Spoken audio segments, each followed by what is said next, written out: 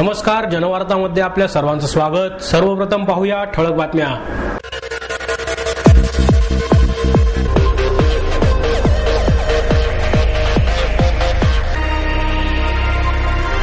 येडियुरप्पा यांच्या राजीनाम्यासाठी काँग्रेसच्या वतीने निदर्शने।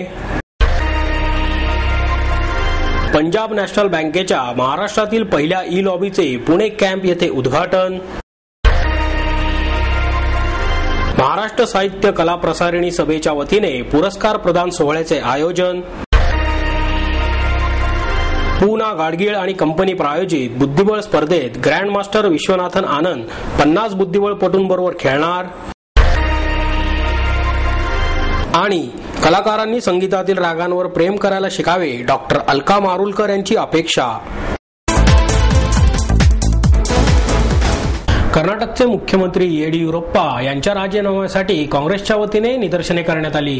कर्नाटकचे मुख्यमंत्री येडियुरप्पा यांच्यावर लोकायुक्त हेगडे यांनी खाण घोटाळ्या प्रकरणी ठपका ठेवला आहे। त्याबाबत पुणे शहर काँग्रेस कमिटीच्या वतीने गुडलक चौक डेक्कन येथे कर्नाटकचे भ्रष्टाचारी मुख्यमंत्री येडियुरप्पा यांच्या राजीनाम्याच्या मागणीसाठी आंदोलन करण्यात आले। यावेळी पुणे शहर अध्यक्ष ॲडव्होकेट अभय छाजेड म्हणाले, येडियुरप्पा यांनी खाण घोटाळा प्रकरणी 16,000 कोटींचा घोटाळा केला आहे आणि खाण मालकांकडून अवैध देणग्या तसेच लोकायुक्तांनी या प्रकरणी चौकशी करून ठपका ठेवला असता तरीही भाजपच्या पक्षश्रेष्ठींनी उशिरा कारवाई केली।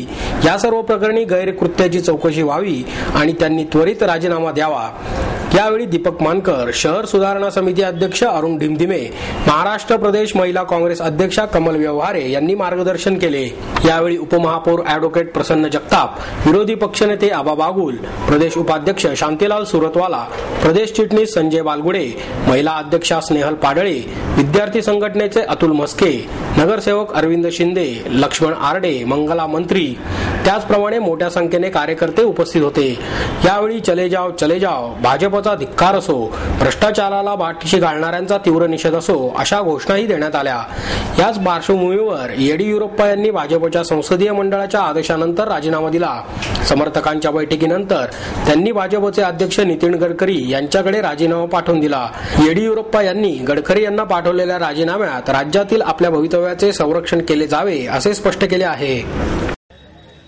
काल कर्नाटकचे लोकायुक्त माननीय संतोष हेगडे साहेबांनी त्या ठिकाणी एक अहवाल दिला, ज्याच्यामध्ये 16,000 कोटीपेक्षा जास्त भ्रष्टाचार हा राज्याचे मुख्यमंत्री नामदार येडियुरप्पा यांनी केलेला आहे आणि म्हणून त्यांनी तातडीनं राजीनामा द्यावा आणि त्यांच्या सर्व गैरकृत्याची चौकशी व्हावी, यासाठी हे आंदोलन पुणे शहर काँग्रेस कमिटीच्या वतीनं आज या ठिकाणी करण्यात आलेलं आहे। भारतीय जनता पक्षाच्या संसदीय दलाने आदेश दिल्यानंतरही नामदार येडियुरप्पा हे राजीनामा देत नाहीयेत आणि ते अजूनही त्यांचा आदेश पाळतात की नाही अशा प्रकारचं चित्र निर्माण झालेलं आहे। वास्तविक भारतीय जनता पक्षाचा चेहरा हा खूप चारित्र्यवान आहे अशा पद्धतीनं ते सातत्यानं दाखवतात, परंतु कधी भ्रष्टाचाराला पाठीमागे घालतात, कधी त्या ठिकाणी गटबाजीला पाठीमागे घालतात, तर कधी निवडून न आलेल्या माणसाची निवड घोषित करतात। अशा प्रकारे हा दुटप्पी अशा प्रकारचा चेहरा आहे आणि म्हणून हा चेहरा उघडा करण्यासाठी आणि येडियुरप्पा यांनी राजीनामा देण्याच्या संदर्भामध्ये त्यांचे भ्रष्टाचारी कृत्याची चौकशी होऊन त्यांना योग्य ते शासन व्हावं या मागणीसाठी हे निदर्शन आम्ही या ठिकाणी करण्यात केले।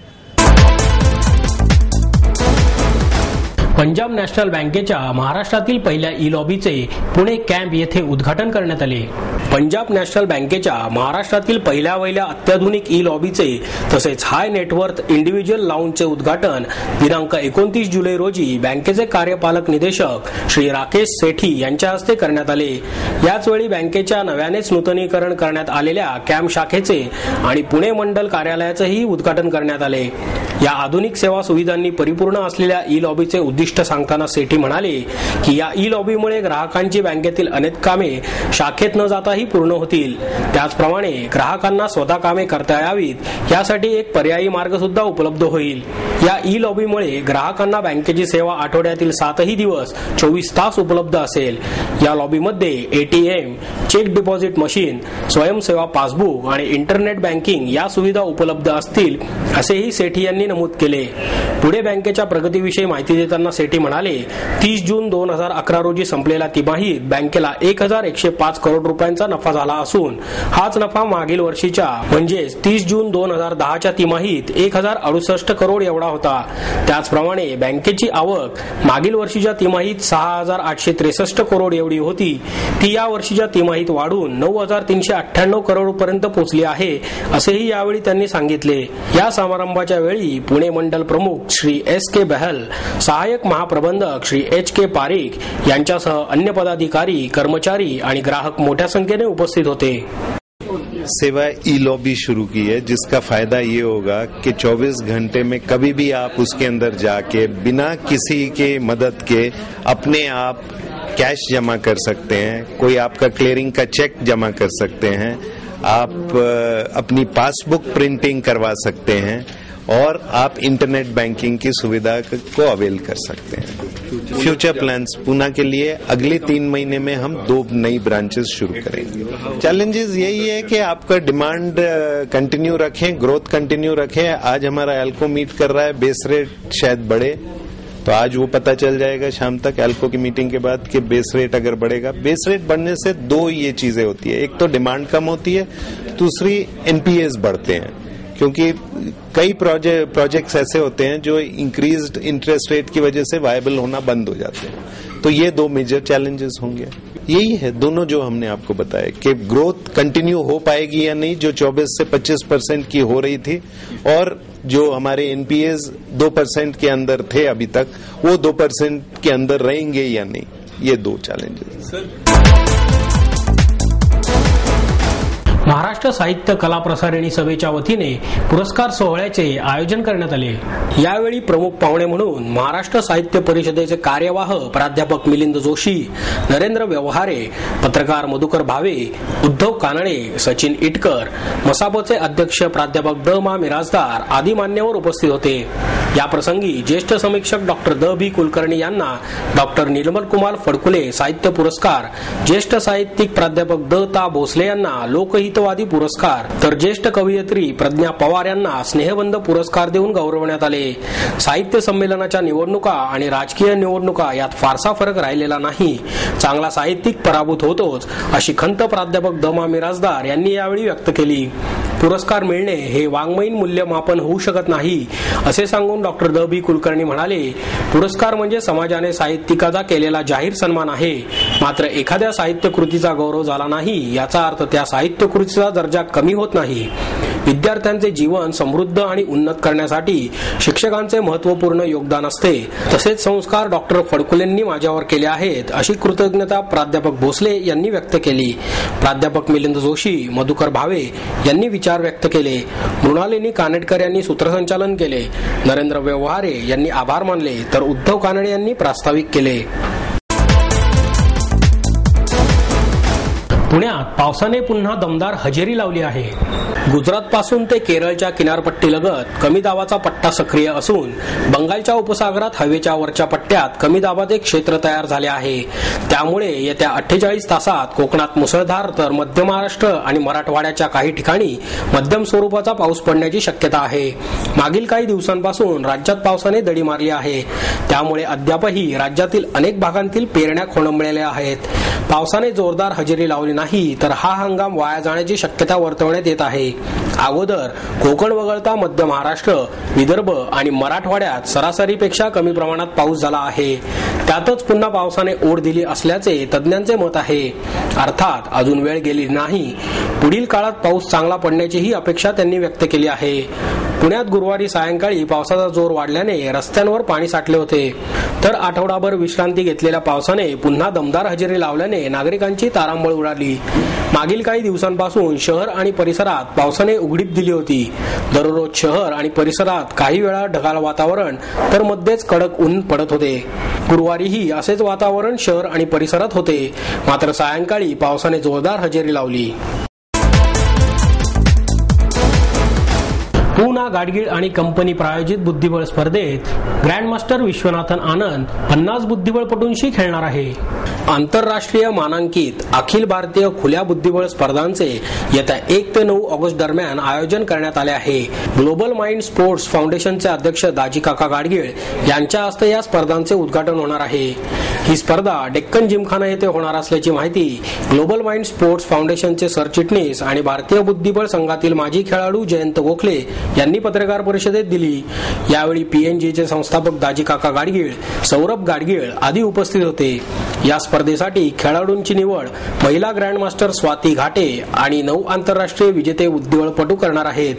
चेन्नई, कोलकाता, हैदराबाद, दिल्ली आणि कर्नाटक येथून 70 खेळाडू या स्पर्धेसाठी निवडले गेले आहेत. यामध्ये 55 रेटेड खेळाडू आहेत. या स्पर्धेसाठी एकूण 1,74,800 रुपयांची बक्षिसे दिली जाणार आहेत.